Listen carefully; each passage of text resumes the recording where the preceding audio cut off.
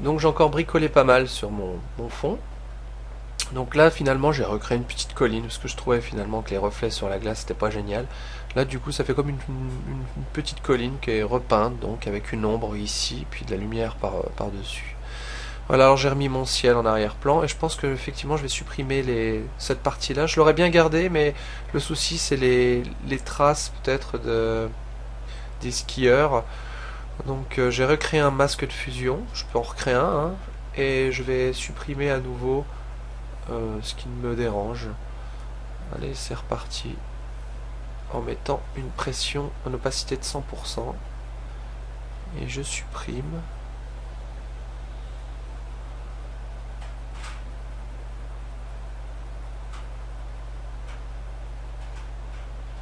Voilà. Je sais pas encore ce que je vais mettre. Voilà, je sais pas encore ce que je vais mettre. Soit de l'eau, soit autre chose. J'ai bien envie d'essayer de mettre de l'eau. Donc ça y est, c'est parti. J'ai supprimé mon morceau de ciel qui me dérangeait, on voyait les skieurs là. Et je vais faire de l'eau, parce que je sais pas pourquoi, j'aime bien l'eau. Généralement dans mes matte painting, j'en mets assez souvent, j'aime bien. Alors pour faire de l'eau, c'est assez simple, contrairement à ce qu'on pourrait croire. Donc on va utiliser le ciel qui est ici. On va le dupliquer, notre ciel. C'est-à-dire que je le glisse sur le petit panneau calque ici, le petit bouton calque pour créer un nouveau calque. Il me le duplique. Alors, il faut bien se dire une chose, il faut renommer ces calques, parce que si on les renomme pas, on se retrouve vite dans une pagaille de calques à n'en plus finir. Donc, on va l'appeler au, au ciel, parce que c'est le reflet du ciel que je vais utiliser. Donc, je recommence. Tac, je suis sur mon calque reflet de ciel, enfin haut ciel. Je clique droit dessus, transformation manuelle. Je reclique droit et je fais symétrie verticale. Je déplace le ciel et j'essaie de trouver à peu près le même angle de vue de ce ciel. Voilà, c'est ça. Voilà, à peu près. Ça, voilà. Donc, je fais entrer. Je supprime ce que j'ai pas besoin en faisant une sélection, c'est-à-dire cette partie-là, j'en ai absolument pas besoin. Là, il y a un petit bout qui reste. Voilà. Donc déjà, on s'aperçoit que ça commence à prendre tournure au niveau de l'eau. Je fais pareil avec ma montagne, parce que c'est indispensable. Donc ma montagne, elle est ici. Mon paysage, je le duplique. Pof, pof, pof.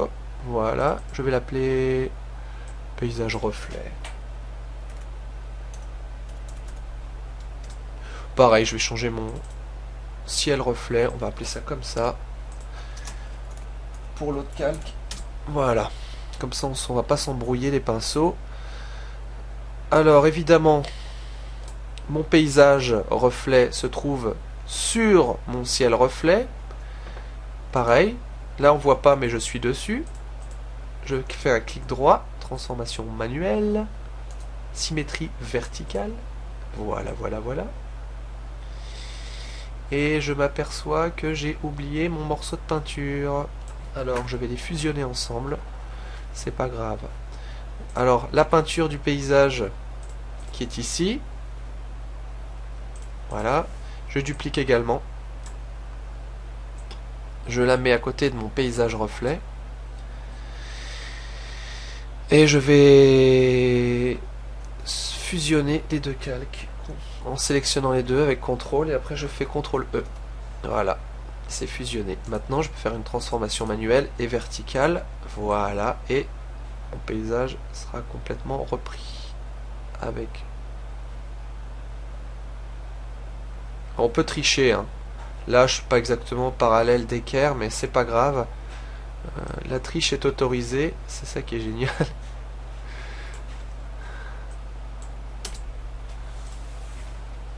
Voilà. Donc j'ai un semblant de reflet. Donc maintenant ça va pas, évidemment. Alors je peux toucher l'opacité des calques justement, pour que ce soit un peu plus fondu. On va vite s'apercevoir des problèmes de toute façon sur l'image au niveau de l'eau. Ce qu'il me faut surtout quand il y a de l'eau, c'est que mon calque de paysage est une coupure absolument nette, comme ici un peu, mais c'est pas très joli encore là, mais on va retoucher. Mais là par exemple c'est trop flou, on distingue plus, on ne sait pas si c'est le ciel, la terre, l'eau, on sait plus trop. Donc pareil, mon ciel reflet, je le bricole. Maintenant je vais pas le laisser transparent.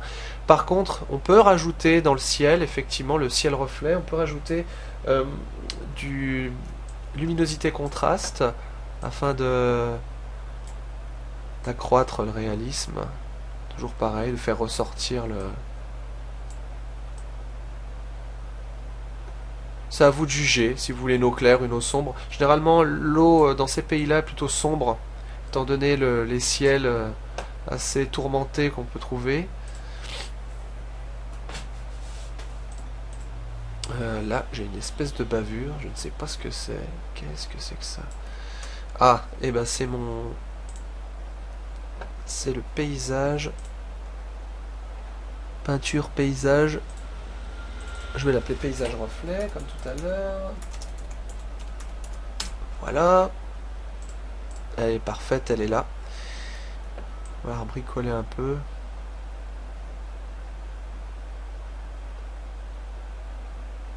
Ah, là par contre c'est pas très joli parce que on voit apparaître en haut. Je fais une sélection, je supprime. Ça je suis plus trop embêté. De toute façon, on va réutiliser pas mal de tricheries pour parvenir à nos fins. Par exemple, là, ici, on s'aperçoit que ce morceau de glace ne se reflète pas, évidemment, c'est une symétrie verticale. Si je veux que ce soit parfait, ça sera jamais parfait. C'est pour ça qu'il y a beaucoup de triches dans ce domaine. Toujours un truc. C'est pour ça qu'on utilise le terme trucage, d'ailleurs. Ça vient de là. Là, ça va pas, mais je vais garder quand même cet angle-là. Voilà, ce qui est déjà pas mal. Alors, ce que je peux rajouter aussi... pour accroître toujours le réalisme, je vais sélectionner mon calque de ciel. Je vais appliquer un filtre d'atténuation de flou directionnel. Toujours pareil, à utiliser avec modération. Étant donné que je suis sur mon ciel, ça va pas le faire. Il faut que je me mette sur mon ciel reflet. Atténuation, flou directionnel.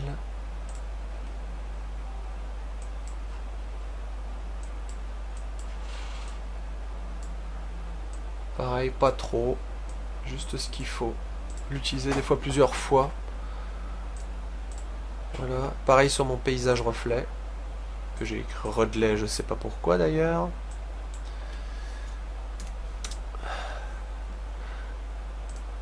Flou directionnel. Voilà. Sur mon paysage, je peux aussi créer un peu de luminosité contraste. Sachant que ouais,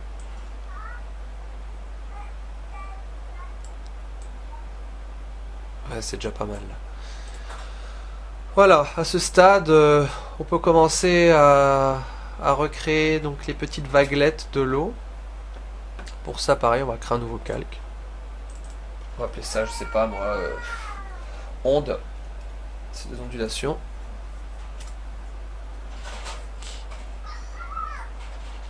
Au niveau des ondulations, et on va utiliser un outil pinceau, un outil que j'ai fait, un brush, qui est très pratique, dont les paramètres sont ici. Donc il y a tous ces paramètres là que j'ai bricolés afin de donner un peu cet aspect là au niveau de mon brush. Donc je vais utiliser du blanc, pareil pas à 100% parce qu'on n'a pas envie de trop abuser sur l'image quoi. Et puis je vais grossir un petit peu. Alors je grossis ici, puis plus je m'éloigne au fond, plus je vais rétrécir évidemment.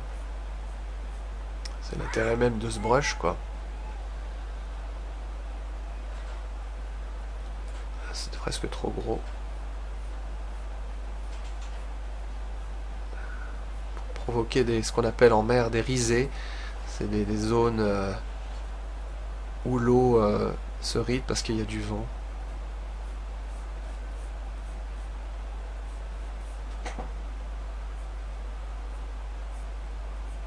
Bon, Bon, on a vachement de blanc sur cette image, ça me dérange un peu au niveau de l'eau, mais bon, je pense que le top, ce serait recréer des risées justement des rides à ce niveau-là. D'une couleur peut-être un peu plus foncée. On va tenter le coup, mais je promets rien. Toujours pareil, bricole, bricole, bricole. C'est de la bricole.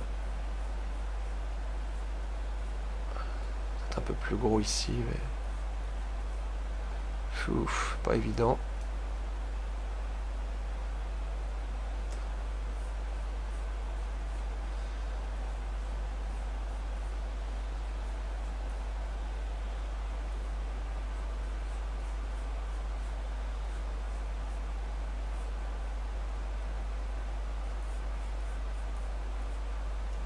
Bien foncé.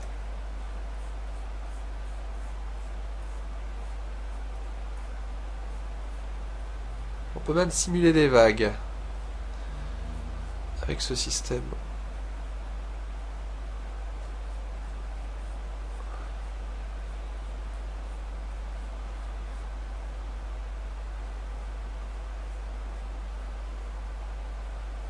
Ou plutôt des espèces de morceaux de glace dans les profondeurs. Ça peut donner cet aspect-là. C'est beaucoup de la bricole en fait. Là, j'ai pas besoin de recréer de calque quasiment pour faire ça. Simplement en utilisant un peu les ondulations comme ça, en utilisant des couleurs toujours présentes dans la scène, soit du bleu foncé, soit du gris clair, soit du blanc, et puis de repeindre par-dessus, et ça me donne vite l'aspect donc de... Là, ce qui est intéressant, c'est que sans le vouloir, finalement, je découvre que je peux faire comme des blocs de glace qui sont à fleur d'eau, quoi. C'est ça qui est intéressant. Vraiment intéressant.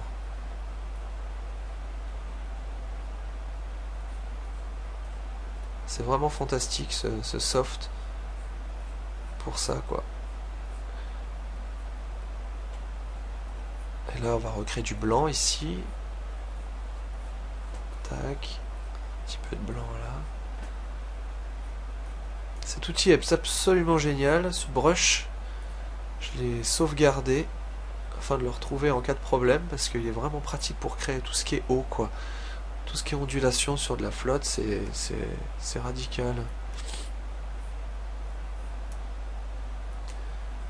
Sachant qu'après on peut encore retoucher les couleurs sur le calque onde hein, que j'ai créé. Donc c'est vraiment infini. Là déjà ça commence à donner. Bien donné finalement. J'obtiens un résultat que je voulais pas, mais que maintenant je trouve correct et très intéressant. Voilà, sachant que dans un logiciel de compositing tel que After Effects, on peut rajouter par la suite par-dessus ce calque une espèce de système d'ondulation animé pour justement faire croire que l'eau elle bouge. Parce que là évidemment on est sur Photoshop, c'est statique. Et c'est ça qui est intéressant, c'est de penser déjà pour le futur. Donc notre futur compo dans After Effects animé.